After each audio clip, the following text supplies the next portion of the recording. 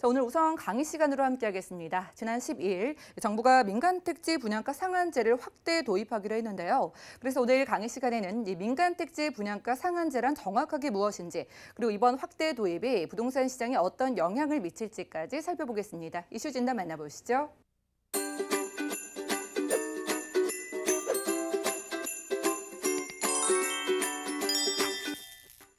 네, 분양가 상한제가 이제 본격적으로 다음 달부터 시행이 됩니다. 민간 택지, 그동안 공공 택지 같은 경우는 분양가 상한제가 진행이 되고 있었고요. 이제 민간 건설업체들이 짓는 아파트 같은 경우는 이제는 분양가 상한제 적용을 받는다. 뭐 이런 내용이고요. 그렇게 되면 실제적으로 이제 그 금액 조절, 특히 이제 분양가를 조절해야 되는 상황이 되기 때문에 조합원들의 추가 부담금이 늘어날 테고요. 또는 건설사의 또 수익이 또 아무래도 안 좋아진 상황이 되기 때문에 뭐 과거에도 그랬지만 실제적으로 현재 공급량이 상당히 줄은 걸 알 수 있습니다. 공급이 줄다 보니 결론적으로는 또다시 가격이 오른 형태를 계속 반복을 했다. 그렇기 때문에 내용을 과거부터 한번 제가 한번 짚어보겠습니다.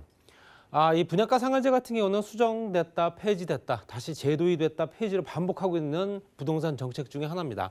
세금 정책과 더불어서 공급량 또는 현재 가격 조정 관련된 내용을 이제 정부에서 압박을 하고 강제하는 거겠죠. 그래서 1983년도에 85평방미터 초과 민영 아파트가 3.3평방미터당 평당이죠. 분양가 상한선이 134만 원이었습니다. 그래서 1980년도 말까지 이 가격이 유지가 되다가 80년대 중반 주택 공급의 부족 현상이 나타날 수밖에 없죠. 보통 이제 그 후속으로 그 당시에는 느끼지 못하지만 실제적으로 그 물량은 2년 후, 3년 후, 4년 후에 계속 부족 현상을 겪기 때문에 물가와 임금 상승 대비 건설사들의 수익률도 떨어지고요. 그러다 보니 당연히 주택 공급 현상은 더욱더 심화가 됐고 주택 건설을 안 하겠죠. 지금처럼 말입니다. 지금처럼 건설 경기나 건설 관계되는 어떤 그런 부분이 굉장히 하락을 하는 이유도 현재 내 자본을 투입을 해서 현재 주택 건설을 해놔도 분양 받으신 조건들 여러 가지가 또 복잡하게 얽혀 있기 때문에 주택 건설을 기피하게 되면 당연히 전세나 매매가 기존에 있는 주택들로 수요자가 몰리기 때문에 당연히 임대와 매매 가격이 폭등할 수밖에 없습니다. 그렇기 때문에 당연히 해당 지역, 특히 어느 지역에 따라 달라지겠지만 강남 아파트는 1, 2년 만에 집값이 2배 정도 된 경우가 이 당시에 있었다 보시면 될 것 같고요. 노태 정부는 1980년대 분양가 상한제 규제 완화를 다시 시작을 해서 현재 집값을 잡으려 하다 정책을 내놨지만 오히려 역효과가 났기 때문에 당연히 원가와 연동하는 원가 연동제를 시행을 했다라고 보시면 될 것 같고요. 그 이후에 98년도 외환위기가 오면서 분양가 규제가 폐지가 됐습니다. 그 이후에 2007년도 노무현 대통령 정부 시절에 우리나라 부동산 정책이라는 정책은 종합 세트로 나온 때가 바로 이때입니다. 그랬을 때 민간택지 분양가 상한제를 다시 재도입을 했죠. 그래서 현재 경제가 외환위기를 회복한 시점이었습니다. 그렇기 때문에 당연히 집값이 당연히 상승할 수밖에 없었던 상황이었고요.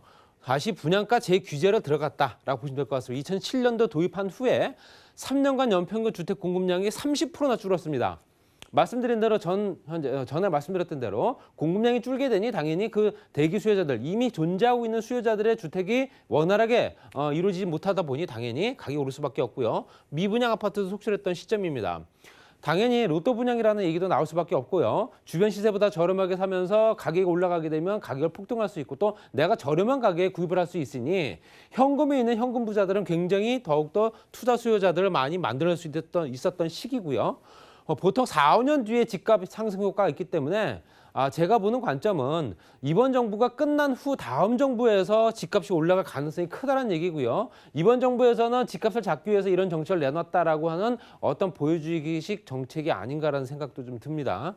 40년간 분양가 상한제는 단기적으로 성공했지만 중장기적으로는 성공한 적이 한 번도 없습니다. 그렇기 때문에 이거를 현재 어떤 식으로 해서 대안을 마련을 하고 현재 이 적용된 분양가 상한제로 인한 부작용을 또 어느 정도 해소할 것인가에 대한 내용도 들어가 있겠죠. 당연히.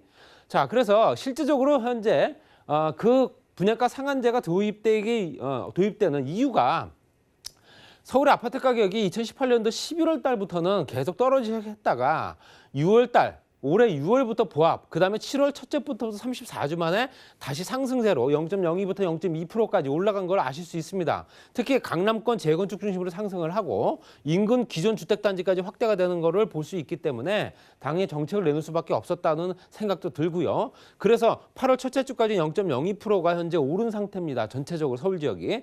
강남 지역 같은 경우는 0.05, 첫째 주 같은 경우도 그렇죠. 그러니까 전체적으로 강남 지역이 더욱더 많이 오른 걸 보실 수 있고요. 실제적으로 강북도 따라서 같이 올라가는, 강남이 먼저 선도하면 나머지 지역도 같이 덩달아서 올라가던 이런 형태를 계속 띄고 있었다는 얘기겠죠. 과거부터 계속 이랬던 형태가 계속 유지가 되는 겁니다. 그래서 실제로 가격이라는 거는 가격을 억누르고 수요를 억제를 해서 억제 정책을 써서는 한계가 있기 때문에 당연히 공급과 수요가 적절하게 배열이 돼야 되는데 지금 현재 같은 경우는 공급량을 줄이는 현재 그런 정책으로밖에 보여지지가 않기 때문에 당연히 가격이 상승될 수밖에 없고요. 제가 얼마 전에 말씀드렸던 지금 현재 잠복기라고 말씀드렸죠. 후퇴기가 아닌 잠복기이기 때문에 앞으로도 가격 상승 여력은 더욱더 충분할 수밖에 없다는 얘기고요. 투자자들 입장에서는 지금이 기회다라고 또 생각할 수도 있기 때문에 실제적으로 거래량은 더 늘어날 수 있으나 가격이 올라가는 폭은 만만할 겁니다. 그렇지만 실제적으로 4, 5년 후에는 가격이 많이 급등할 가능성이 크다는 얘기겠죠. 어차피 투자라는 얘기는 4, 5년 후를 바라보는 거기 때문에 자, 분양가 상한제 지역을 지정하는 정량 요건이 있습니다. 실제적으로 현행에는 직전 3개월 주택가격 상승률이 물가 상승률이 2배를 넘거나 직전 12개월의 분양가격 상승률이 물가 상승률이 2배를 초과한다거나 분양가격과 청약 경쟁률, 거래 물량 이것도 주택 가격을 따져서 A, B, C, D로 나눴을 때 이거 합산된 부분이 정말로 우려될 수준이다 하면은 분양가 상한제를 하는데요. 지금 이제 개선된 내용은 현행은 직전 3개월의 주택 가격 상승률이 물가 상승률의 2배 초과라고 하는 어떤 기준점이 있었습니다. 근데 지금 개선된 부분은 주택 가격 상승률이 물가 상승률보다 현저히 높아. 현저히 높다는 얘기는 그 기준점이 없다는 얘기겠죠. 기준은 애매모호하기 때문에 당연히 높아졌다라고 얘기하게 되면 높은 겁니다. 이렇기 때문에 투기 과열 지구까지 포함됐다는 얘기도 들어가 있습니다. 투기 과열 지구는 무조건 들어가겠죠, 당연히.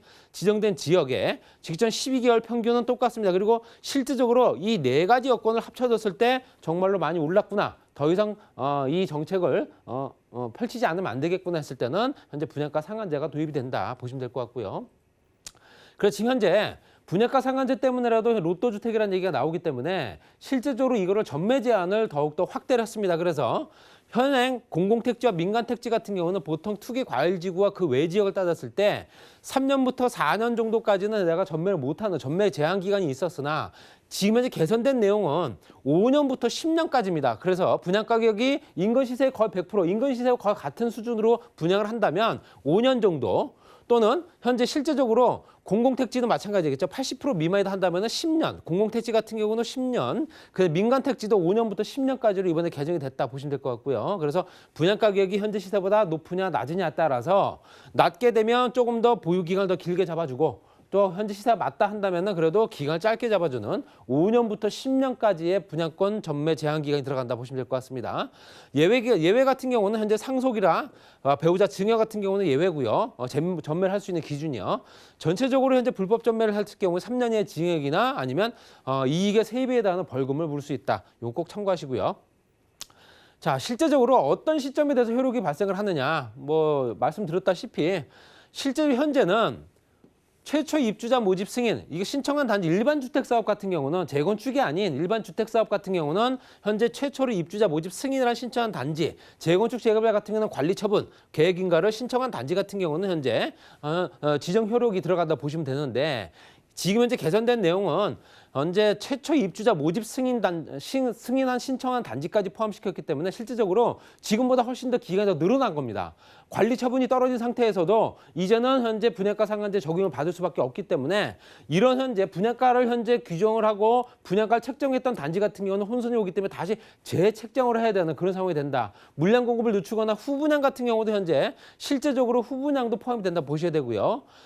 분양가 상한제 적용 지역 지정 절차 같은 경우는 그래도 주거정책심의위원회 심의를 거쳐서 지정하겠다라고 한 내용이 참고로 들어가 있습니다. 그렇기 때문에 이 부분도 약간 어느 정도는 길을 열어두지 않았나 말씀드리고 싶고요. 현재 정부 측에서 얘기하고 있는 거는 현재 분양가 상한제 때문에 공급량이 줄면서 가격은 오르지 않을 거다라는 내용은 현재 이 내용 때문에 그렇습니다.